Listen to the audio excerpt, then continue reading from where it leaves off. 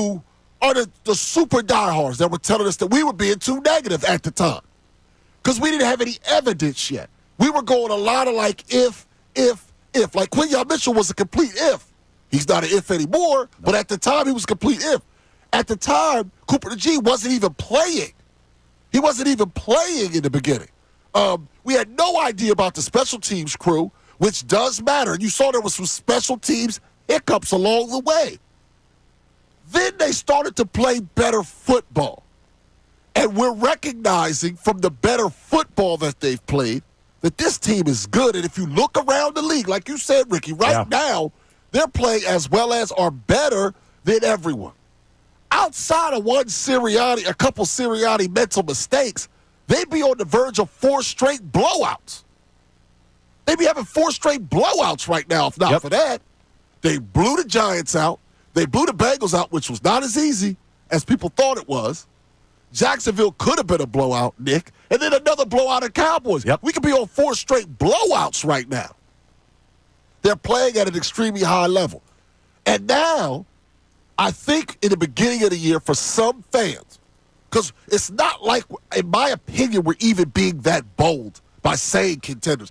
I don't think we can look at this team any other way. I don't think we're being hot takeish. I don't think we're really saying anything outside the box.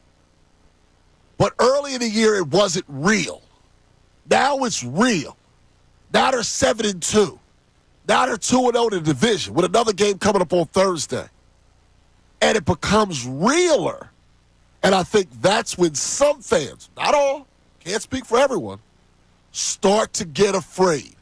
And that's when they want to start kicking the can. Well, how about after the Washington game? How about after the next 3 games? Like, and you add on. Next thing you know, they'll be whatever they are. All 17 games will be done, and then they want to make that decision. Well, that's not fun. We know they're going to play 17 games this year. We know their record's going to, I'll tell you what, we know it's going to be a good record. It's kind of impossible at this point to not be a good record if you look at their schedule. It's not going to be a bad record. You get to play that Dallas team again in your own building. You get to play those Giants who just lost to Carolina. You get to play them again in your building. You get to play Carolina. Like, it's not going to, I mean, they're at the point right now where they can't win less than 10. You just put them, you just put them at 10-2 right there. They can't win less than 10. The schedule dictates they can't win less than 10. So it's going to be a good record.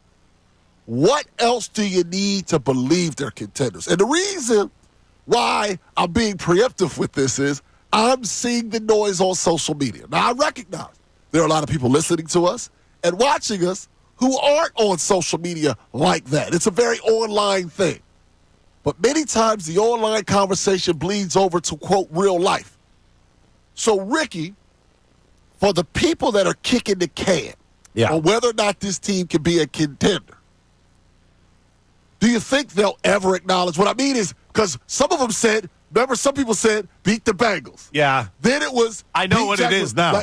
I know what it is now. What's it going to be now? It's beat the Ravens. Well, no, it's got to start. No, this week it will be beat if you beat the Commanders. Then it'll be beat the Ravens. Then it'll be like, all right, well, maybe they're the best team in their division, but are they the best team in football? If they beat the Ravens, then I'll start believing. See, and Savannah, now, when people start kicking the can, it's already changed, it feels like, 3 or 4 times already this year. At least.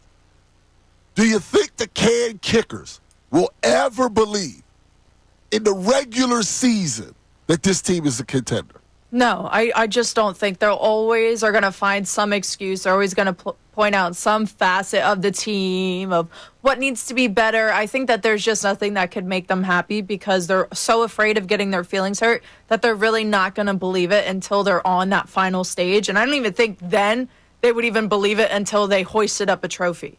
I think that there's really nothing that you can say to convince them. I think there's a lot of people out there that are on the 4-team race, and what I mean by that is they're on the Phillies, on the Sixers, the Flyers, and the Eagles. Mm-hmm. Obviously, the 4-for-4s. And what they feel is they've been kicked way too many times at the end of the season, and they can't get over that. Last year is last year. Last year is last year. This is completely – half these players weren't even here last year. The coaching staff Most of those guys weren't even here last year. Clearly, Vic Fangio This is wasn't here. always different. Kellen Moore wasn't here.